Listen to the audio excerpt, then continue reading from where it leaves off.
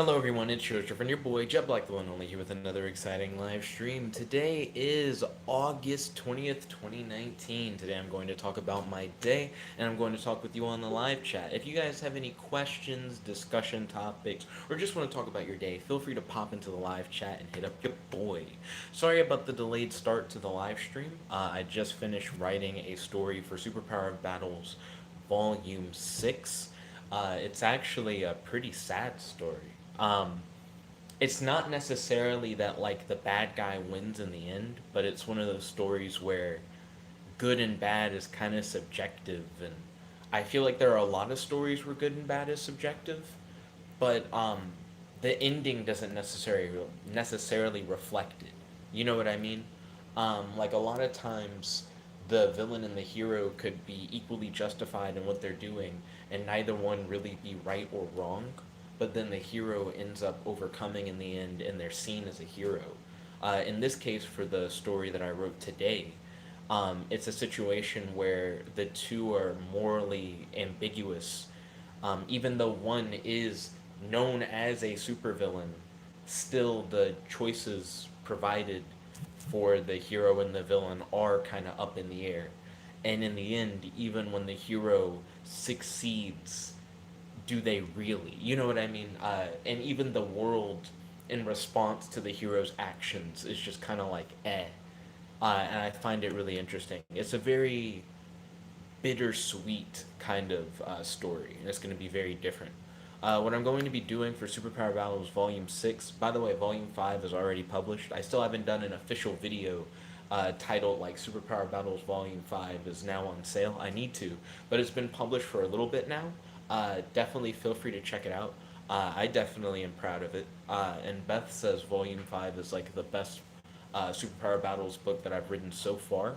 I might be about to top it with Volume 6. For Volume 6, I'm going to be writing a story every day. And I'm going to be taking inspiration from current events, especially weird science that sounds like science fiction but is actually science fact. The other day, there were a bunch of articles talking about how a neutron star was consumed by a black hole and how that caused ripples in space time. And I heard that and I was like, man, that has the potential to like inspire like a really cool superhero story. So I use that for inspiration for the first story in Superpower Battles Volume 6. And now for the second story for Superpower Battles Volume 6, I have taken inspiration from a news story talking about an asteroid that is supposedly 10 years out from Earth. Elon Musk has an infamous tweet about the asteroid and how it's on like a collision course or whatever. And based on an article talking about that, is the basis for this story, the second story in Volume 6. But like I said, I'm going to be writing a story every day inspired by whatever weird science current events are going on. So that's what I'm really hyped about, and that's why I was a little bit late with today's stream because of the fact that I had to finish up that story. But it is a very bittersweet story that has a lot of moral ambiguity and philosophical dialogue between characters. Um, because in the end, who really is the villain and who really is the hero for that story is kind of up to the reader. Let's see, I have the live chat now up on the desktop. So Matt said, you were late. Yep, I just explained why. Then Matt said, no, no, no. He said, oh, great, here we go again. Inspired stories. The inspired stories of Superpower Battles Volume 1 were inspired by different characters and pop culture that I really vibed with. Um, and I haven't really done that again since Volume 1. Volume 2, the big push was all original characters and concepts and stuff. And then Volume 3, the big push was making a story that follows the events of one character facing off against different adversaries. And then Volume 4 was that again, but with a different character. And then Volume 5 is like a villain led story, and all the stories take place in an arc that shows the villain as they progress in achieving their goals. And now Volume 6 is stories that take interesting science and current events as inspiration for what they are. And like I said, I'm going to be writing a story every day, um, based off of whatever the current science news is for Volume 6. So I'm really hyped for that. That also means that Volume 6 will probably be published sooner. So keep that in mind. Volume 6 is probably going to come a lot faster than Volume 5 did. Ryan said, hi. Yo, Ryan. Welcome to the stream. It's good to have you. Also, I noticed Rocky Ford's here. Yo, welcome. And Beth and Kels. Hello, everyone. How are you guys doing? Don't forget to smash that like button. How's your day today? Do you have any questions for your boy? And do you have any discussion topics you'd like to talk about on the stream? Let's see. Ryan said, I am not late this time. Welcome. Glad you're able to make it on time, relatively. Beth said, hello. I sent you a story idea to you on Messenger. Can we talk about it? Would you like to send the story idea via the live chat on YouTube so that if we're going to talk about it over the live chat, we'll be able to all discuss it together and know what everyone's talking about? I think that would definitely be helpful for having a discussion that's like a group discussion. Rocky Ford said that he's doing good today. I'm glad to hear that you're doing good today. He said, "What do you like about Tekken 7?" And as a discussion topic, he wants to discuss Soul Calibur 6 Season 2. So Tekken 7. I really like Tekken because of the control scheme. I like that you control left arm, left leg, right leg. I feel like it makes the flow of combat very easy to understand and to perform. And it also, I know Matt is going to hate because Matt hates on Tekken, but I actually do really vibe with that. It's not necessarily a four button fighting system, but more or less, and how it works. I just feel like it's very natural, and it's not hard for you to start playing with different characters in Tekken 7. Some of them do have unconventional control schemes, but for the most part, characters stick to the left arm, left leg, right leg, and I don't know, it just feels natural to me. So that's what I really vibe about Tekken 7. That's part of the reasons why I like really dig it. And then for Soul Calibur 6 Season 2, I don't really have a very strong opinion on Soul Calibur 6 Season 2. I didn't really get into Soul Calibur 6. That being said, um, would I buy Soul Calibur 6? I'd consider it.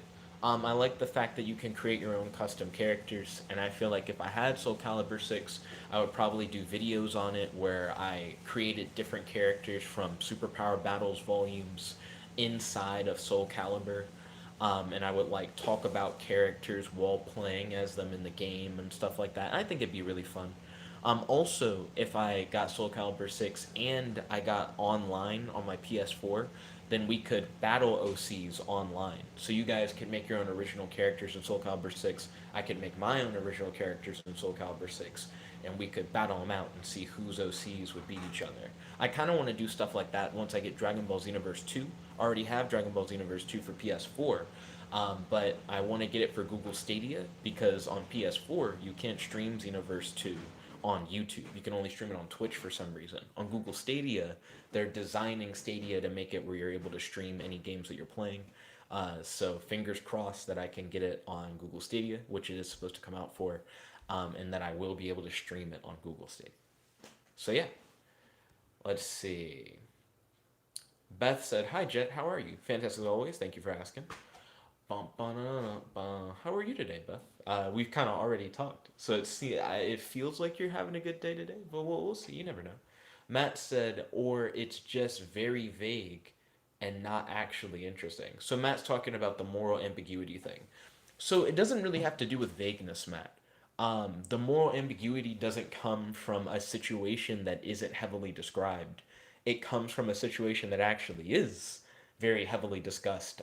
This is actually a more dialogue heavy superpower battle story than a lot of the other ones, where the characters actually not only talk about their motivations and goals, but they try to persuade the other character to be like, hey, you should like join me. And it's like, no, you should join me. And it's like, here's why I think I'm right.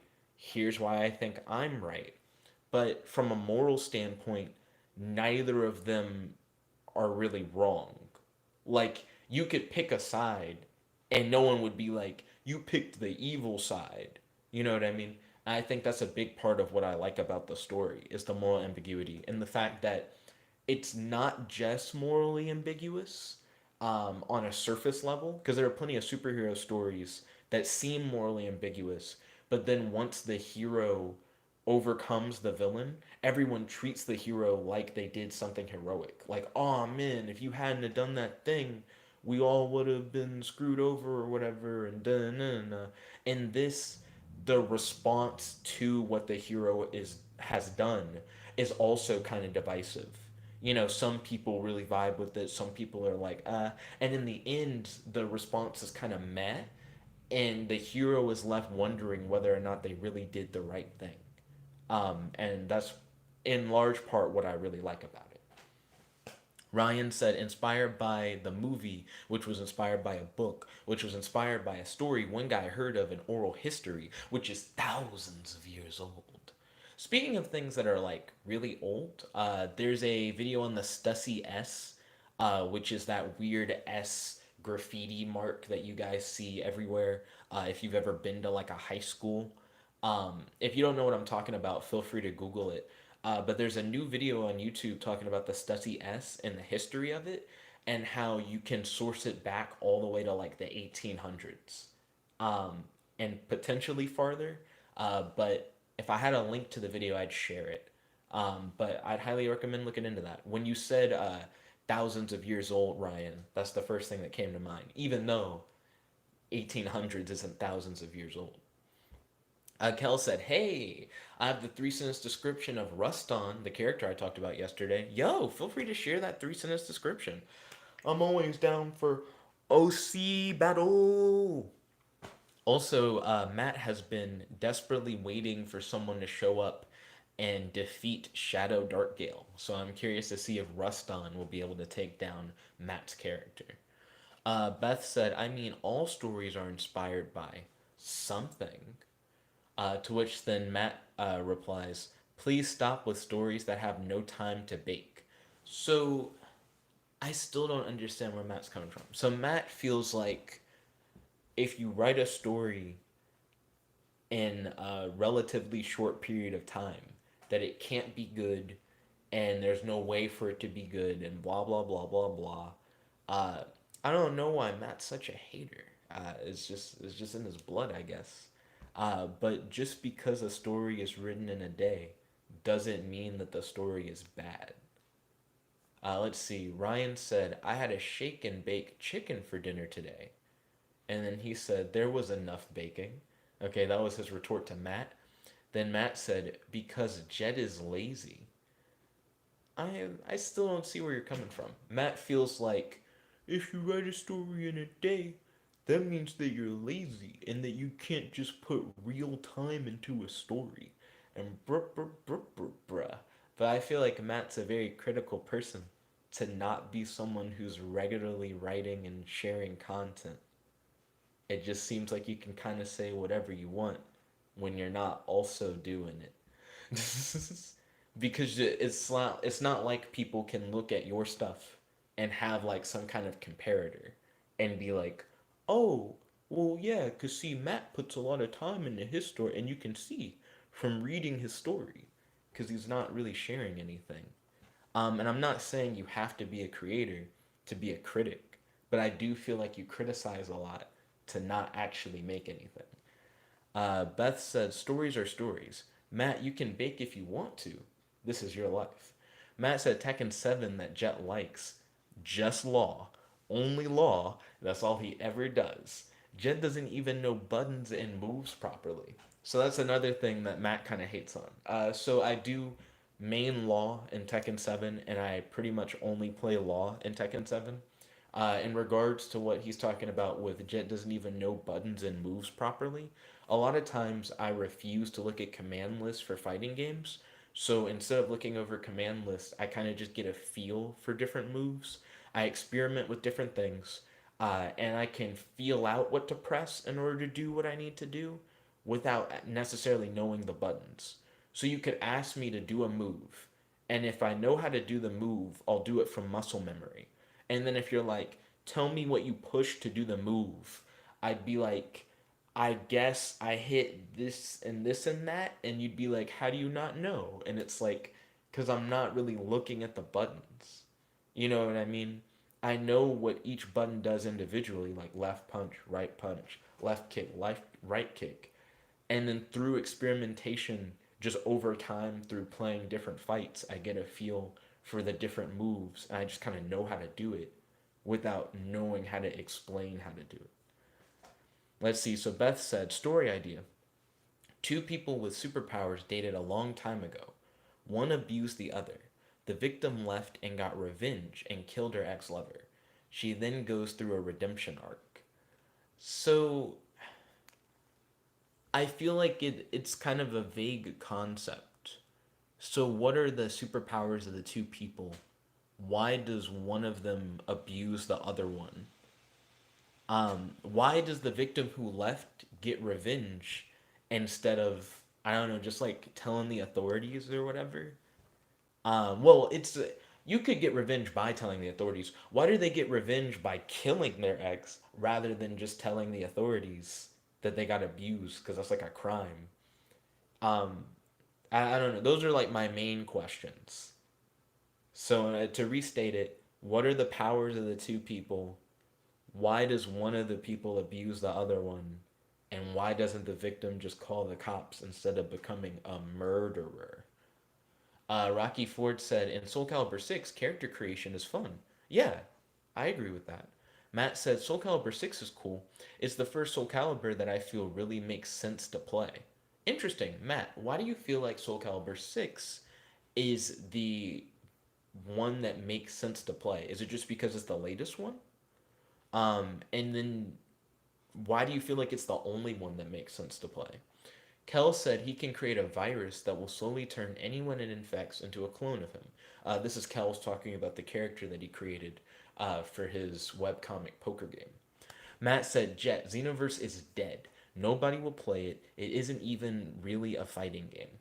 So I missed the boat on Xenoverse too, but I'm willing to hit it back up. Plus, I'm not interested in the new uh, Dragon Ball Z Kakarot RPG that's coming out.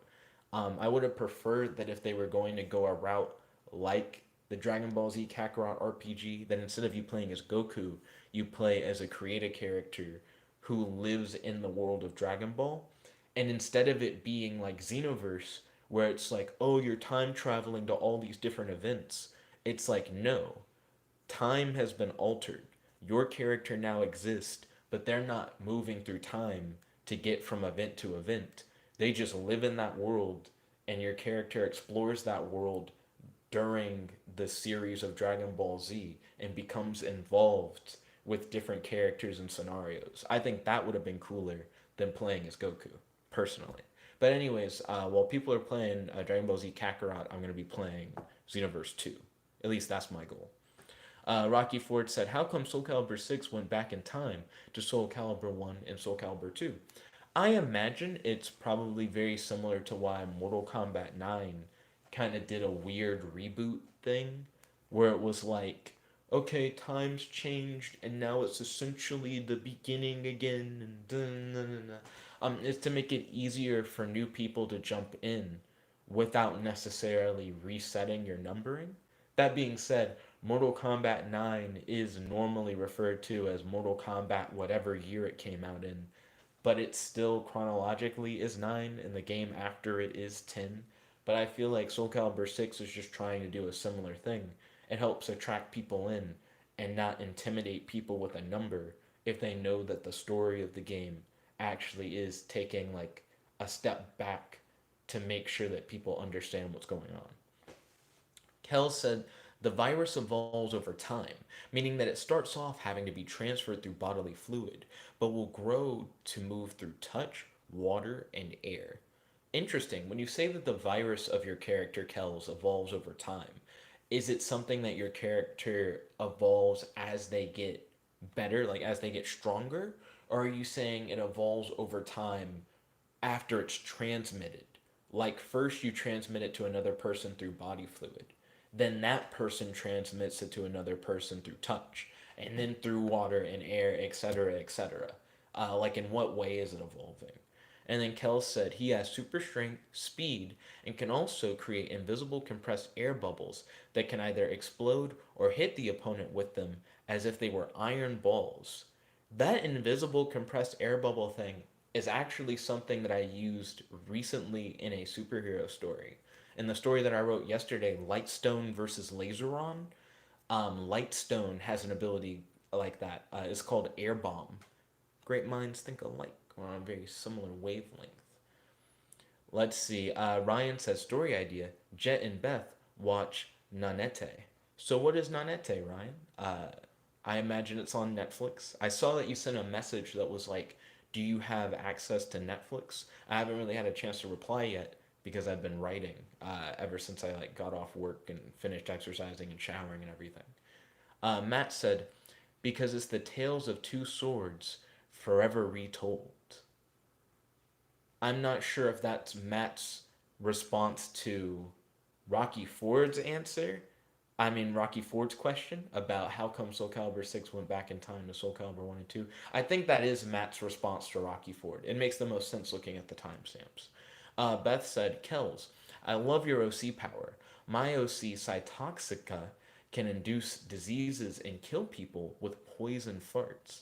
I still don't get why they're farts, Beth, but you do you. It could always just be like an aura or like any other thing. But farts is fine. Kel said, lol, that's cool, Beth. Then Beth said, hit me up on Amino if you want to discuss our OCs more at Kel's. Then Ryan said, story idea. Beth reads Lore Olympus. I like how Ryan's recommendations are being phrased as story ideas. Unless he legitimately is like, no, I'm not recommending things. I'm saying you should write a story where you try my recommendations. Then Kel said, if I have time after the stream, I sure will, Beth. Then Matt said, wow, Kels, this character seems to have powers that don't seem related to each other just to make the character good. Ooh, when Matt's haterade is so potent. My goodness. Matt's making this haterade with real sugar. Oh, oh my gosh. Uh, so Matt, why are you hating on Kels's powers so much? That was quite interesting. I did not expect that level of hate. Then Ryan said, Jet, I watched the S video. Oh, you did? You watched the Stussy S video? That's cool. What did you think of it? Then Matt said, also Darkgale still stomps? Matt thinks Darkgale stomps anybody. Like, period. Do do do do do do do do do do. Um, couldn't Kels's character infect someone, Matt? And then that person eventually gets to you and then infects you? Like if Kels's character goes to wherever your character is and just starts infecting everybody, like on the sly, and then your character eventually is like, oh, I'm gonna eat or drink anything, but then his virus can infect like the water and the air and shit like that. It just seems like as soon as your character leaves from the shadows, as long as the virus is still active, you could just get infected by it, Matt. So I don't think it's like an immediate stomp, because he still definitely has the ability to potentially win. He has super strength and speed, and he's able to do the air bubble thing. In the air bubble thing, he could probably even put the virus in the air bubbles. Like he could like spit and catch the spit in like a bubble. And then with his super strength and super speed, he could like zip to you, patooey bubble. He could patooey bubbles around him. And then when you try to hit him with anything, it pops the bubble before it gets to him and the shockwave disperses your attack, but also disperses his virus. I don't know. I don't think this fight is as simple as you think it might be, Matt. Because Matt thinks Darkgale will stomp anybody. Matt said, Jet, show me your unbaked goods then, if you think they are good. I will show you Superpower Battles Volume 6, but I'll show you Volume 6 after I finish it. I'd be willing to show you like Volume 5 or 4 or 3 or 2 or 1. But I'm gonna wait until Volume 6 is published before I start actually sending Volume 6 to people. I want to like finish it. Kells said his air bubble powers are from spirit martial arts, not his drive. Same with super strength and super speed. So Kells is like, aha, you think that I'm breaking my own rules, but I'm not. This still fits because there are other ways to have powers than just drives in Kells' universe. That is true, Matt. Matt was hard on that assumption. Beth said, do Ruston versus Cytotoxica. And then Kel said, sure. What's Cytotoxica's powers? So, the way that we do the OC battles, Beth, is that you provide a 3 sentence description that covers your character's powers, limitations, and weaknesses um, in 3 sentences total. That's not 3 sentences each. And then we compare everybody's sentences. Now that I think about it, Kells covers the limitations of his virus power, but he doesn't really cover the limitations or weaknesses, excuse me, of anything else for his character, which is really surprising. Uh, so yeah, that is interesting. That no limits are really set. Then Beth said maybe you and Matt do a writing challenge.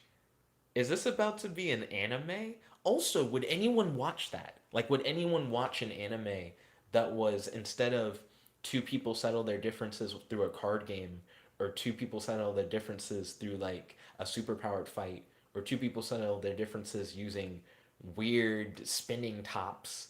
It's two people settle their differences with a write off. Like they both practice a creative writing challenge, and then their writings are compared by like a panel of judges, and the stakes are high because so Yugi's grandfather's soul has been stashed into Matt's notebook or whatever. I don't know.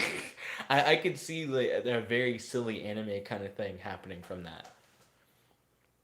Let's see. Beth said cytotoxica can induce diseases via biting others, kill people with poison gas farts, and throwing up disease-filled hairballs. My goodness, cytotoxica is very disgusting. So all the methods of attack are just really gross. Uh, Biting's not as bad. The other ones are pretty gross. Ryan said the S video I watched was the Universal S by Let Me Know with 2.5 million views, published on August 10th, 2019. We did watch the same video. I watched that today. Yeah, what'd you think of it, Ryan? I like watched that during work today. I thought it was a pretty good video. Nani said, hey, yo, Jet is far behind. That is true, Nani. Currently trying to catch up. Yo, Nani, welcome to the stream. It's good to have you. Don't forget to smash that like button. How's your day today? Do you have any questions for your boy and any discussion topics you'd like to talk about on the stream? Beth said they feel the X is a danger to the world. So this is Beth talking about the story idea that she came up with. So I, if the X, okay. So in your story, you mentioned that there were two superpowered people who were in a relationship. One abused the other. The woman in the relationship left, then came back and got revenge, killed her ex, and then you said the woman goes on a redemption arc. That I think you're trying to answer here is why did she kill her ex instead of just calling the police? And your answer is she felt that the ex was a danger to the world. To which then I would retort, then why not call the police and have the police handle it? You know what I mean? Um, because you don't have to become a murderer just because someone like hurts you, especially once you leave the situation. A matter of fact, you could get them arrested because of the fact that they did something to you. I don't know. I just feel like it does make sense for characters to have motivations um, and reasons for why they're going about their motivations rather than just doing something that doesn't have to be done. And a lot of earlier superpower battles books, I would have the hero mock the villain because in many cases villains will be like, and my plan is to do this thing that I could have done through conventional means, and then the hero's like, why don't you just do it through conventional means? And I've been trying to ease away from that kind of setup and give the villains deeper motivations when I can. So I guess that's my question to you for this one is like, why is it that she wants to kill the ex when she could just call the police? Because killing the ex just introduces way more problems to your life than just if the police handle it, in my opinion. Matt said, Jet, are you really harping on a revenge story for not telling the authorities? Like, come on. But it makes sense. I feel like this is similar to when me and Colin will talk about D&D characters and whether or not if you were really living in a medieval fantasy world, if you'd be like, I gotta run in on the front lines and always go in sword first, rather than trying to talk your way through things or sneak around or try and find some way to use your abilities to not come in direct conflict with people. And I just feel like in real life, people don't just run into danger because people value their lives. So when I play stuff like D&D, it's like, why would I do the harder thing when I can do the easier thing and try not to die? Because that's just what you would do if you valued living. And I just feel like it's the same thing when you're thinking about like a story. Like, why would someone be like, okay, so now I'm gonna like kill this person, which then makes me a criminal, and now I have to worry about like trying to fix my life that I'm breaking when I could, right? Just not fuck it up in the first place and just call the authorities.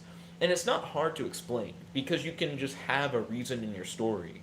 Like, for whatever reason, she tried and it's done. Like, whatever explanation she has, I'm sure is fine.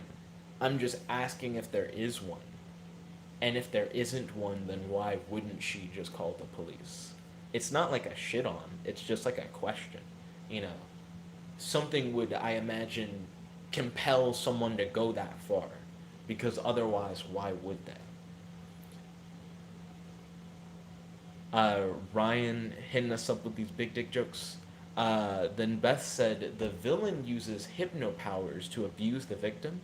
The victim kills the abuser by using reflective powers to hypnotize the victim into killing himself. I think you use victim a few too many times, but I think I understand where you're coming from.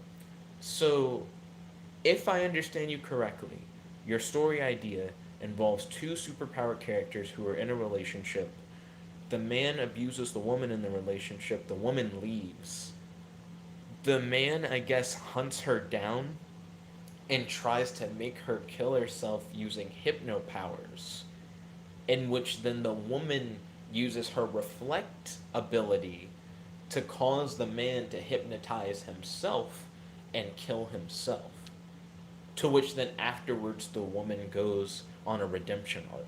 So in this scenario, the woman is defending herself, but in the process ends up making the abuser kill himself. So it's not as much, oh, she like murdered him, as much as it is his death is a consequence of her defending herself. It still feels kind of interesting. So my question then would be, why does the like male partner in the relationship like hunt her down more or less after they've already broken things off and try to make her kill herself? And then two, why doesn't she use her reflective ability earlier on in the relationship?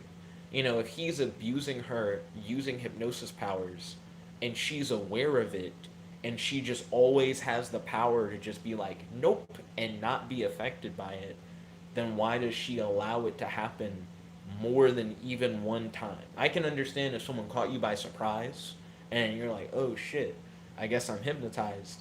But then afterwards, if you just have a reflective power, you could be like, I legitimately don't have to take that shit from you, and you could just goot them. You know what I mean? So I guess I still have questions for why it would go that way. Let's see. Ryan said, Jet, what are your opinions on homosocial relationships? What is the definition of a homosocial relationship? I actually don't know what that means. Then Matt said, and back into politics and back to jet skipping politics. I don't necessarily think it's a political question, Matt. It sounds like an opinion question that doesn't necessarily have to be a political one. Then Ryan said, how are homosocial relationships political? Which I have to agree with Ryan on this one. I feel like a lot of the things Ryan brings up are political, but I feel like that one on the surface isn't necessarily political. Let's see. And then Matt said because the topic can get political real fast. But I do feel like there's a difference between it immediately being political and it taking steps into politics. And I feel like if it were to take steps into politics, we would go by our normal policy of being like, nah, I don't really vibe with political conversation. Let's see. So then Matt said, don't pretend like it can't and won't. Ryan then said homosocial adjective relating to social interaction between members of the same sex, typically men. So relating to just social interact, like just hanging out, I feel like people of the same sex hang out all the time. I don't think that's weird at all. And even if it was more than just like a social thing, like if it was like a sexual thing, you do you. I'm totally fine with people doing whatever they want as long as they're not hurting anybody. Beth said, my opinion on homosocial relationships is classified due to it being a political topic. I don't think it's inherently political. I don't think it has to be a political thing. Kel said, I think Rustin and Cytotoxica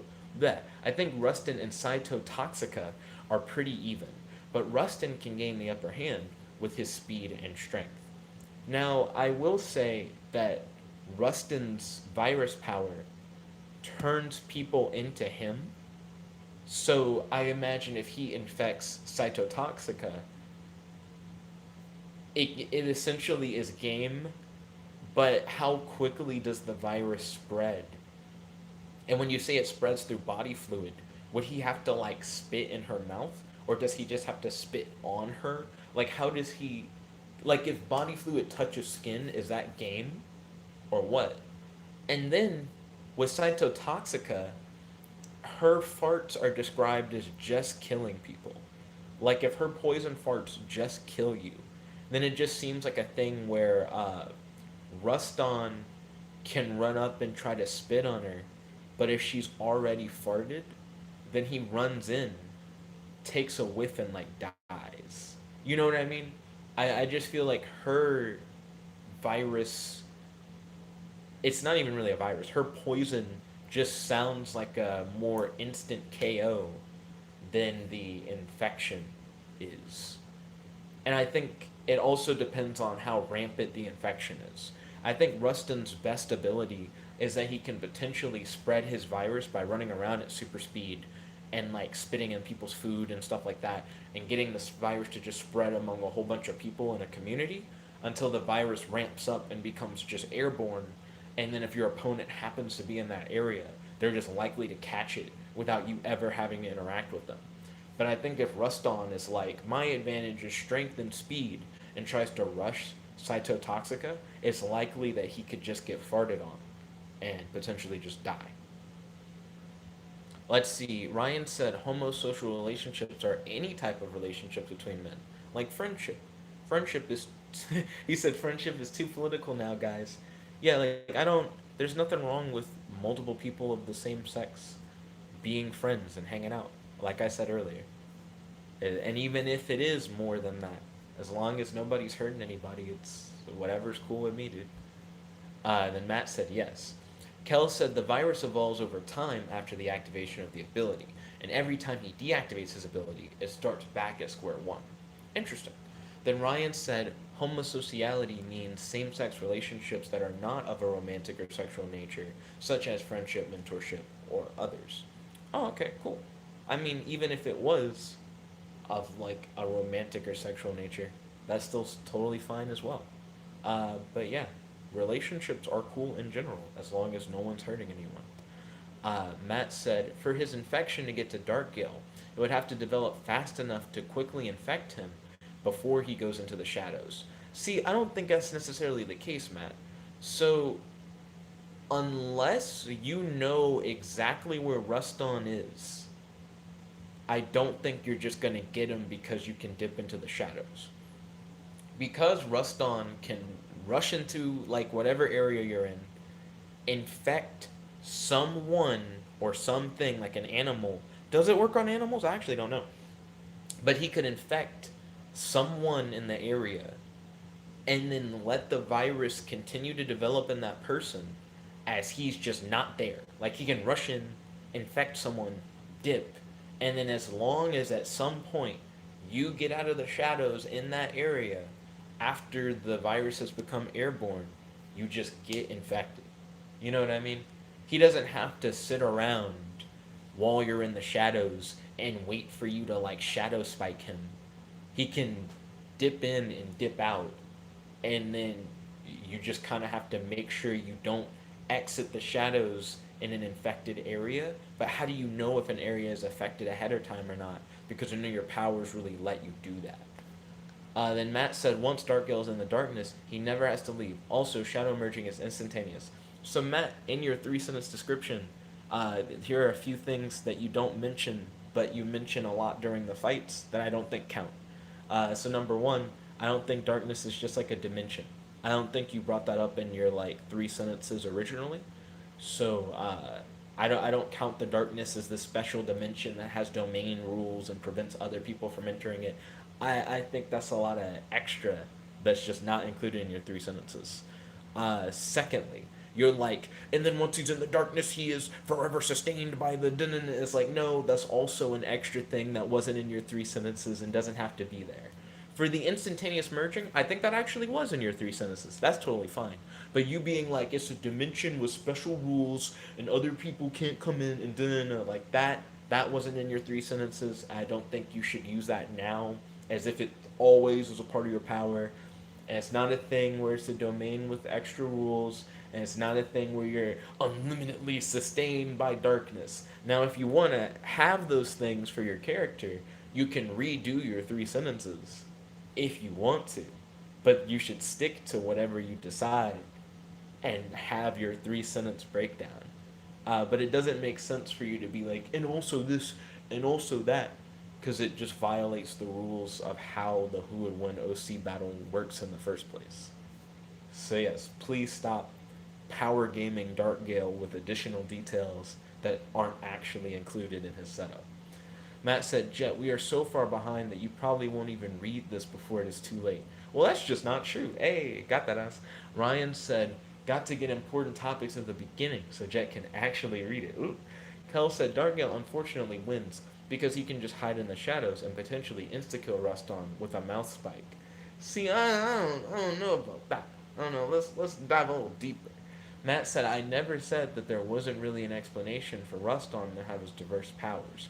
What I was more getting at is that specifically given the fact that this is 3 sentences, we don't have the context for how these aren't just randomly different powers.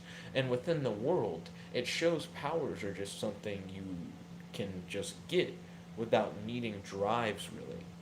Well, that goes into the whole notion of how spirit martial arts works, and nah, you can definitely ask your boy Kels for more details on that. Let's see.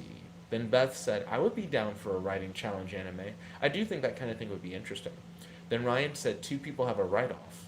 Have you heard of Death Note? I understand where you're coming from with that. I feel like it's not quite the same. That's like a detective off. Then Ryan said that S is very powerful. Doo-doo. Then Beth said she has so much hatred in her heart that she won't call the police. Her baggage played a huge role in why she became so vengeful. She was so mad at her ex that the numbers 911 couldn't be conjured by her mind. I don't know if such an anger exists. Like, if anything, that's not as much anger as it's pride, right? You know what I mean? I don't think someone would be like, that guy's so mad he won't ask for help. It's like, no, that guy's so, like, prideful that he can't stand for the idea of someone else to stop whatever's troubling him. He has to solve it or whatever. So I would say that's like pride rather than anger. And that kind of makes her character weird, in my opinion. The idea that she'd be like, I'm so prideful that I feel like I have to be the one to stop him and not the authorities. That she'd go out of her way to like kill him does make her seem like a bad person. Also, it seems weird because the way that she kills her ex versus the motivation for why she wants to kill her ex are two very different things. She's like, she wants to kill her ex because she's prideful and she's like, if anyone's gonna stop him, it's gonna be me. It's almost like she's like, if I get rid of him, it will also get rid of these feelings. So instead of doing like counseling or something like that to try and get over her emotional baggage, she's like, I must resort to murder, which again just feels like a pride thing. You know, like choosing to, instead of just getting help, try and take care of it in your own way, in a way that essentially has much greater repercussions than the cost of counseling or the free police that just exists. I mean, taxes, but still. You know, I mean, that's very weird. Um, but it's weird that she's like, she wants to kill her ex, but then at the same time, she's like, but she doesn't actually actively kill her ex. Her ex comes after her, and she more or less kills him indirectly, and it's oddly ambiguous, but not really. It's one of those things where it's like, well, the way she killed him wasn't direct. He kind of ended up killing himself. It's like, yeah, but she wanted to. Like it's not that it has to be ambiguous. It just seems kind of weird. She just seems oddly evil, but the story takes measures to try and make sure that it's like, but she's a victim though. You don't understand. She's a victim, and she didn't actually kill him directly, so and it's like it's not as loose as it appears. In my opinion, it's very. She definitely is not a very good character. And I don't mean good as in like quality. I mean good as in like morality. Like I don't think she's a good person. Then Kel said, "Yeah, Matt. People don't need drives to have powers, and that's okay in my opinion. For example, in JoJo's, there's technically three power systems: stands, Hammond, and the rotation. I actually am not familiar with the rotation. Excuse me. Excuse me. Matt said Hammond basically doesn't exist though, at least not anymore. Ryan said Assassin's Creed, but actually doing stealth versus just running in and dying. Um, you're talking about how I mentioned Kels's character Ruston running in and infecting everybody and then dipping, kind of thing. I see where you're coming from. Matt said, Jet, you are also notoriously bad at putting yourself in another person's shoes to the point that you are stuck in what your views of a scenario are and should be. I don't think that's necessarily true. Then Matt said, notoriously? Then Matt said, also, if the power system is mainly one thing, then immediately demoting it with a more viable power system just seems silly. Then Matt said, yes, notoriously. I think Kel's spirit martial arts power system is more limited than the drive system on purpose. And it's a way for characters to have supporting abilities that don't match the themes of their drives. But their drives are still kind of the main event, the bread and butter. Well, fuck it. The drives are like the meat of the sandwich. And then the spirit martial arts are kind of like the condiments, I guess. The extra toppings. Where are we at? Kel said people don't use Hammond after part 2. Technically, Joseph uses it in 3 and 4, but in those parts it was only Joseph. But that doesn't mean that Stans and Hammond can't coexist, or that they didn't coexist. I understand where Kells is coming from. If something is previously shown to exist in a world, but we don't see it for a while, that doesn't mean that it no longer exists. It just means that it just hasn't become relevant or appeared in the story. Let's see. Beth said he hunts her down after the breakup because he is mad at her for leaving him. She gained the reflective power via gene modification for a defense post relationship. Okay, the plot thickens. So she's not willing to go to the police or to counseling. She is willing to go get genetic modification to get a new superpower in order to get revenge. Why not, instead of getting gene modification that I imagine is rather expensive? And if it isn't, then I don't know why she wouldn't have just gotten powers beforehand. But regardless, why go through the expense of gene modification when you can go to the police for free or seek counseling for less money? It just seems like a really hard flex. The real life equivalent would be like if she went to go buy a gun or something. It's like that just seems very extreme and unnecessary. And with just like a little bit of thinking, she could be like, well, if she murders this guy, it'll potentially just make her life harder in like every way. So I am appreciating the additional details. I'm still going over the details. She still seems like a bad character, not bad character as in bad quality, but like bad as in not a good person. Nani said, I miss the old Nick. What's the difference between the old Nick and the current Nick? Then Kel said, in the case of poker games, Spirit Martial Arts is more of an add on more than a whole other system. People can use Spirit Martial Arts over their drive, but it's very rare, and they usually have a specific reason. Would you agree that spiritual martial arts are kind of like accessories, and the drive is kind of like the main weapon? Matt said, it's very rare, but every character so far has had spiritual martial arts. What Kells means when he says it's very rare is it's very rare for people to use their spiritual martial arts over using their drive. Meaning, like, normally your drive is your go to, with spiritual martial arts being supplementary, as far as I am aware. Nani said, Nick, if I draw you, would you make it as your profile pic? That's an interesting question. Um, I kind of like my current profile pic, and I've yet to change it to anything. You know what I mean? I would have to see what you drew first, and then decide whether or not I want it to like be the brand. Regardless, if you drew me, I would share it in some way, like in a video, like a fan art compilation or something.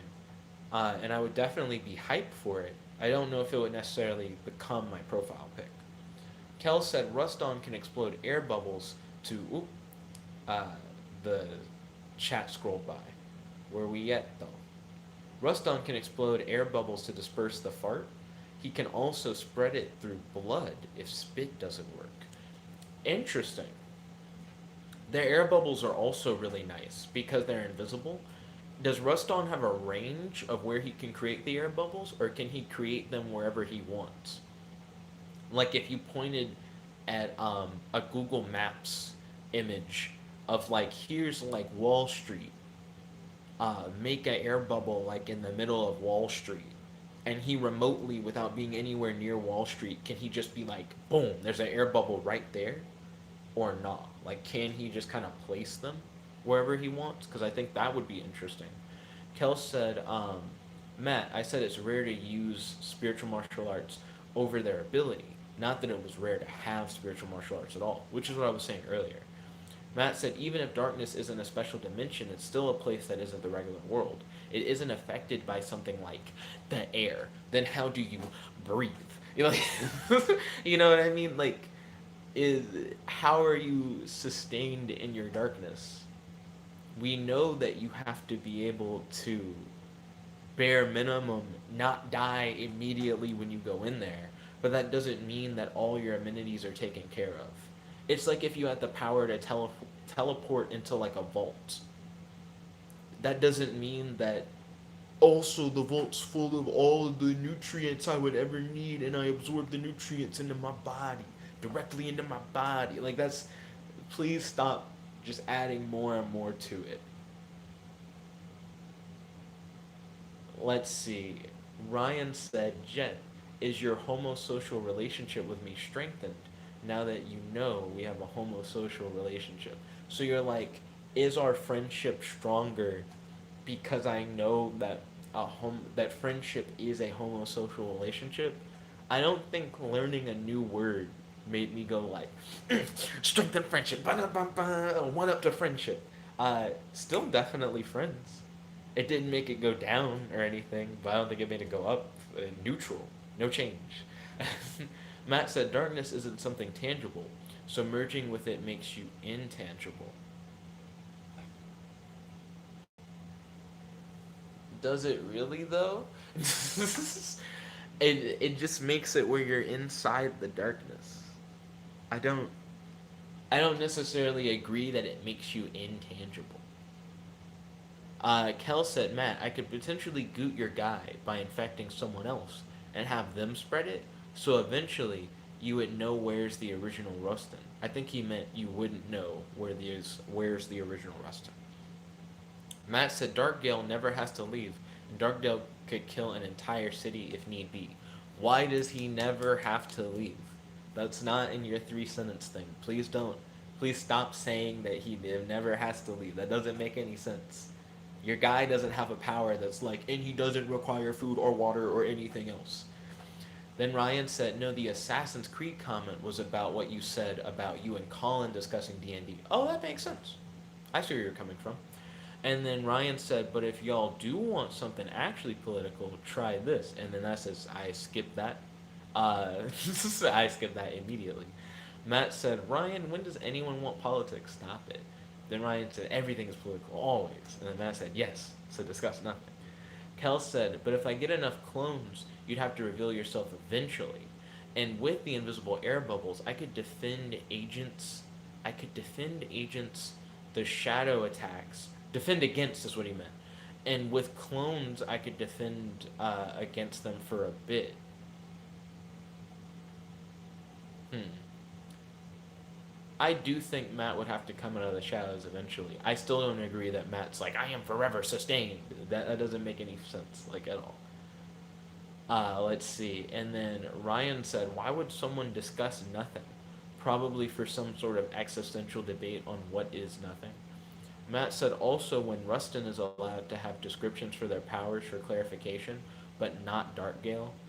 So Rustin, we're not saying, oh, blah blah blah drives, blah blah blah spiritual martial arts, blah blah blah. We're still just going by his three sentences. And nothing that Kells has said so far has violated or added to his three sentences in a way where his powers don't work as they're described. Kells specified how his virus evolves, but the way, like, rules as written for his character, it's already stated that his virus evolves. Kells could have said, it doesn't matter. The way I wrote my sentence, just know it evolves, and if I choose to say it evolves from one thing to another, it just does because I wrote it that way. And it still would have worked the same way. I don't really think it's as bad as you're making it. You straight up are like, Dark Gale just has stuff that he didn't have in his description at all. And his description doesn't even imply that he can have these abilities. So do not compare you're actually making stuff up to Kel's clarifying a point that he could honestly ignore the clarification for and have his character still work the same way or even stronger still as written without having to bullshit anything additional. Okay, let's see. Matt said, would Darkgale actually need to reveal himself? There's no reason to leave, except to eat or drink, or to like not shit in the darkness, or any other reason to survive. The darkness at most gives you shelter, but you still need other things to live. I imagine that you have oxygen unless you hold your breath in the darkness, but there is no descriptor saying that the darkness provides all of your needs. And if there is, you should rewrite your three sentences to match how you actually want your character to work. But as written, Shadow Dart Gill isn't just constantly replenished in the darkness. Let's see. Keld said, I'd say he can make bubbles within a 4 to 5 meter radius. So he's like, I don't have the ability to just make bubbles wherever I want, but within 4 to 5 meters. Good 'em. Matt said also a shadow spike could just puncture through a bubble. Question, Matt. You're inside of the darkness. You make a shadow spike and it pops a bubble. A bubble containing the disease. The shadow spike re-enters the darkness. The darkness being where you are. Do you get infected? So we hit an hour on the stream. I am going to end it here. But I'd like to thank you all for watching. If you guys like this video, make sure to smash that like button, favorite, comment, subscribe, and ding ding ding, ring that notification bell to be notified whenever we do these live streams. This is your host, your friend, your boy, JetBlack the one only, logging out. Peace.